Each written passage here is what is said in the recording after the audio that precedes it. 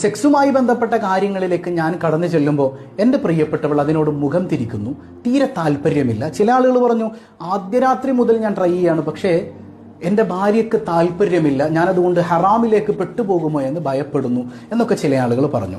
എന്തുകൊണ്ടായിരിക്കും ഇതിൻ്റെ റീസൺ നമ്മൾ ശരിക്കൊന്ന് മനസ്സിലാക്കിയാൽ ചില സൈക്കോളജിക്കൽ റീസൺസ് പറയപ്പെടുന്നുണ്ട്. ഒരു കാരണം ഇതാണ്, മനസ്സുകൊണ്ട് ഭർത്താവിനോട് ഇഷ്ടം തോന്നിയിട്ടില്ലാത്തൊരു ഭാര്യ, ഭർത്താവിന് അവർക്ക് ഇഷ്ടമല്ല, മാനസികമായൊരു അടുപ്പം അവർ തമ്മിൽ ഉണ്ടായിട്ടില്ല. അങ്ങനെ ഒരു അടുപ്പം ഇല്ലാതിരിക്കെ സെക്ഷുവലായ ശാരീരികമായൊരു റിലേഷന് നമ്മൾ ചെല്ലുകയാണെങ്കിൽ ഒരിക്കലും അതിന് സമ്മതിച്ചു കൊള്ളണം എന്നില്ല. അതായത് ഒരു ഇമോഷണൽ ബോണ്ടിങ് അവിടെ ക്രിയേറ്റ് ചെയ്യാതെ വെറും ശാരീരികമായ ഇച്ഛയെ തൃപ്തിപ്പെടുത്താൻ നമ്മൾ ചെന്നു കഴിഞ്ഞാൽ ഒരു പരിധിവരെ സ്ത്രീകൾ അതിന് സമ്മതിച്ചു കൊള്ളണം എന്നില്ല. അതാണ് ഒരു കാരണം. അപ്പം അങ്ങനെ വരുമ്പോൾ അതിനുള്ള കൗൺസിലിങ്ങും മറ്റു കാര്യങ്ങളിലേക്കൊക്കെ നമ്മൾ കടക്കേണ്ടി വരും. രണ്ടാമത്തെ ഒരു കാരണം എന്ന് പറഞ്ഞാൽ, ഈ പെൺകുട്ടിക്ക് ഇയാളെ വിവാഹം കഴിക്കാൻ ഒരു ഇൻട്രസ്റ്റ് ഉണ്ടായിരുന്നില്ല. വീട്ടുകാരൊക്കെ നിർബന്ധിച്ച്, പഠനമൊക്കെ ഇടയിൽ വെച്ച് നിർബന്ധിപ്പിച്ച് കല്യാണം കഴിച്ചതാണ്. ഇങ്ങനെ ഒരു ജീവിതം കിട്ടൂല മോളെ, മോക്ക് ഇഷ്ടപ്പെട്ടില്ലെങ്കിലും സാരമില്ല എന്ന് പറഞ്ഞിട്ട് നിർബന്ധിപ്പിച്ച് കല്യാണം കഴിപ്പിച്ച ഒരാളാണ്. അങ്ങനെ ഒരാൾ ലൈംഗികമായൊരു കാര്യത്തിന് വേണ്ടിയിട്ട് തൻ്റെ അടുക്കലേക്ക് വരുമ്പോൾ എന്തോ ഒരു താല്പര്യമില്ലായ്മ ഭൂരിഭാഗം സ്ത്രീകളിലും ഉണ്ടാകാൻ സാധ്യതയേറെയാണ്. മൂന്നാമതൊരു റീസൺ എന്ന് പറയുന്നത്, കല്യാണമൊക്കെ കഴിഞ്ഞ് ഭർത്താവിൻ്റെ വീട്ടിലാണ്, പക്ഷേ വിവാഹത്തിന് മുമ്പ് ഈ പെൺകുട്ടിക്കൊരു അഫെയർ ഉണ്ടായിരുന്നു എന്ന് വെക്കുക, ഒരു പ്രണയം ഉണ്ടായിരുന്നു. പക്ഷെ കല്യാണം കഴിഞ്ഞു മറ്റൊരാളുടെ ഭാര്യയായിട്ട് പോലും ഇവർക്ക് ആ ഒരു പ്രണയം മനസ്സിൽ നിന്ന് പോകുന്നില്ല.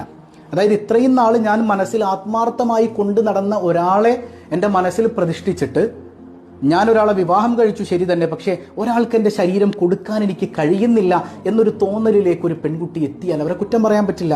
അപ്പോൾ ആ പ്രണയത്തെ ബ്രേക്ക് ചെയ്യാനുള്ള, മനസ്സിൽ നിന്ന് അതിനെ ബ്രേക്ക് ചെയ്ത് കളയാനുള്ള കാരണങ്ങളിലേക്ക് നമ്മൾ അടുക്കണം എന്നുള്ളതാണ്. അപ്പോൾ ഒരു പരിധിവരെ അങ്ങനെ മനസ്സിൽ കൊണ്ടു നടക്കുന്ന ഒരു പെൺകുട്ടിയാണെങ്കിൽ അവർക്ക് മറ്റൊരാളോടൊപ്പം സെക്സ് ചെയ്യാൻ ഒരിക്കലും കഴിഞ്ഞുകൊള്ളണമെന്നില്ല. അങ്ങനെ ചെയ്യുന്നവരുണ്ടാകാം, പക്ഷെ പുരുഷനെ പോലെയല്ല.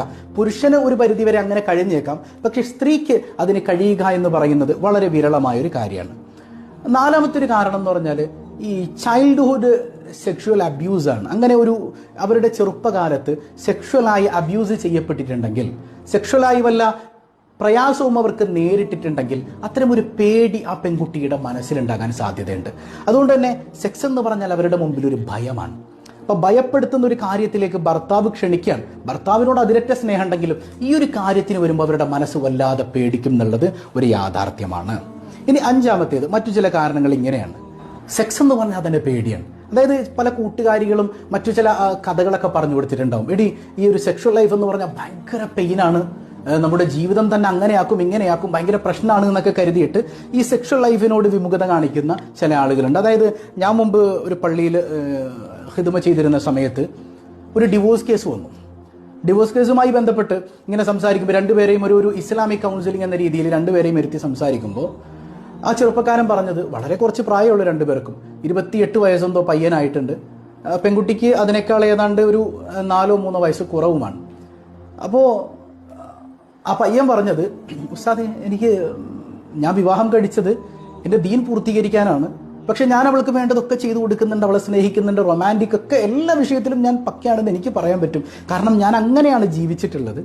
പക്ഷേ എനിക്കത് തിരിച്ചു കിട്ടുന്നില്ല എന്ന് പറഞ്ഞാൽ ഒരു ശാരീരികമായൊരു ദാഹം കൂടെ അടക്കേണ്ട ഉസ്താദേ, ഹറാമിലേക്ക് പോകാൻ പാടില്ലല്ലോ. അപ്പോൾ ഞാൻ സെക്ഷലായ കാര്യങ്ങൾക്ക് അവളിലേക്ക് അടുക്കുമ്പോൾ അവൾ എന്നോട് തീരെ താല്പര്യം കാണിക്കുന്നില്ല. ഉസ്താദിനറിയോ, കല്യാണം കഴിഞ്ഞിട്ട് 9 മാസമായി. കല്യാണം കഴിഞ്ഞിട്ട് 9 മാസമായി. ചിന്തിച്ചു നോക്കണം നിങ്ങൾ. അപ്പം ഡിവോഴ്സിന് വന്നിരിക്കുകയാണ്. ഇന്ന് വരെ ഞങ്ങൾ ലൈംഗിക ബന്ധം ആസ്വദിച്ചിട്ടില്ല. അപ്പം ഞാൻ ആ പെൺകുട്ടിയും കൂടെ വിളിപ്പിച്ചു, അവനെയും കൂടെ ഇരുത്തി ഞാൻ സംസാരിക്കുമ്പോൾ ഞാൻ ചോദിച്ചു, മോനെ, ഇവൻ മോൾക്ക് വല്ല കുറവും വെച്ചിട്ടുണ്ടോ? ഇല്ല. കാര്യങ്ങളൊക്കെ സംസാരിച്ചതിന് ശേഷം കേട്ടോ. അപ്പോൾ എങ്ങനെയാണ് ഇവൻ? നല്ല സ്നേഹമാണ്, ചോദിക്കുന്നതൊക്കെ വാങ്ങിത്തരും. മോന് ഡിവോഴ്സ് വേണോ? ഒന്നും പറയുന്നില്ല കുട്ടി, മിണ്ടാൻ പറ്റണില്ല.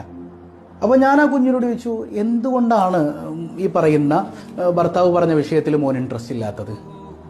അപ്പോൾ ആ കുട്ടി ഇങ്ങനെ പറഞ്ഞു, എൻ്റെ ഫ്രണ്ട്സ് എന്നെ പഠിപ്പിച്ചിരുന്ന ചില കാര്യങ്ങൾ, ഞാൻ വായിച്ച ചില കഥകൾ, ഇതൊക്കെ എൻ്റെ മനസ്സിലേക്ക് കൊണ്ടുതന്നത് ഈ സെക്സ് എന്ന് പറയുന്നത് ഭയങ്കര പേടിപ്പെടുത്തുന്ന, ഭയങ്കര വേദനാജനകമായൊരു കാര്യമാണ്. അതുകൊണ്ട് തന്നെ എനിക്ക് ഭയങ്കര പേടിയാണ്. ഇപ്പോഴും പല കുട്ടികളും ഈ ഒരു പേടി മനസ്സിൽ കൊണ്ടുവന്നിട്ട് അവർക്ക് സെക്ഷൽ ലൈഫ് ആസ്വദിക്കാൻ കഴിഞ്ഞിട്ടില്ല. ജീവിതം അതുകൊണ്ട് തന്നെ താറുമാറായി പോയിട്ടുണ്ട്. അപ്പം ഇവിടെ യഥാർത്ഥത്തിൽ ഒരു പ്രീമാരിറ്റൽ കൗൺസിലിംഗ് അവർക്ക് കൊടുത്തിരുന്നുവെങ്കിൽ ഒരു പരിധിവരെ ഈ പ്രശ്നത്തിൽ നിന്ന് അവർക്ക് പുറത്തു കടക്കാൻ സാധിച്ചേനെ. ഞാനെപ്പോഴും മഹല്ലുകളിൽ പോകുമ്പോൾ അവരോട് ഉപദേശിക്കാറുണ്ട്, തീർച്ചയായും ഇന്ന് എത്ര ഡിവോഴ്സ് കേസാണ് വരുന്നതെന്നറിയോ. ജീവിതത്തെ എങ്ങനെ കാണണം എന്നറിയില്ല, ലൈഫിനെ എങ്ങനെ ആസ്വദിക്കണം എന്നറിയില്ല, ലൈഫിനെ എങ്ങനെ പ്രതിസന്ധികളെ തരണം ചെയ്യണം എന്നറിയില്ല. ഒരു പരിധിവരെ ഇത് നമ്മുടെ ക്രിസ്ത്യൻ കുടുംബങ്ങളിലൊക്കെ പള്ളിയിൽ അവർക്ക് കൃത്യമായി കൗൺസിലിങ്ങിന് ശേഷമാണ് വിവാഹം തന്നെ നടത്തി കൊടുക്കുക എന്നാണ്.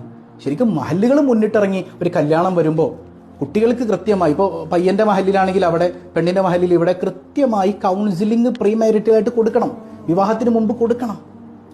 ഇനി ഒരു പ്രശ്നം വരുമ്പോൾ പോസ്റ്റ് മാരിറ്റൽ, കല്യാണത്തിന് ശേഷമാണ് അങ്ങനെ ഒരു അവസ്ഥ ഉണ്ടായതെങ്കിൽ കൃത്യമായി പ്രീമാരിറ്റൽ അറ്റൻഡ് ചെയ്ത ആളുകൾക്ക് വിവാഹശേഷം ഒരു കൗൺസിലിംഗ് ആവശ്യമാണെങ്കിൽ മഹല്ലുകൾ കൊടുക്കണം. ഇന്ന് മഹല്ലുകൾക്ക് എവിടെ നേരം? മഹല്ലുകൾക്ക് ഇതിനൊന്നും നേരമില്ല. ആകെ വരിസംഖ്യ പിരിക്കാനല്ലാതെ അതിൽ കവിഞ്ഞ ഒരു പരിപാടിക്കും മഹല്ലില്ല. ഇതൊക്കെ മഹല്ലുകൾ ചെയ്യണം. പിന്നെ ആരത് ചെയ്യണം സഹോദരങ്ങളെ? അപ്പോൾ മഹല്ലുകൾക്ക് ഇതിൽ വലിയ ഉത്തരവാദിത്തമുണ്ട്. അപ്പോൾ ഒരു പരിധിവരെ സെക്സിനോട് ഇൻട്രസ്റ്റ് ഇല്ലാത്തത് ഈ ഒരു പേടി നിമിത്തമാകാം. മറ്റൊന്ന് ആറാമത്തേത് ഫിയർ അബൌട്ട് പ്രഗ്നൻസിയാണ്.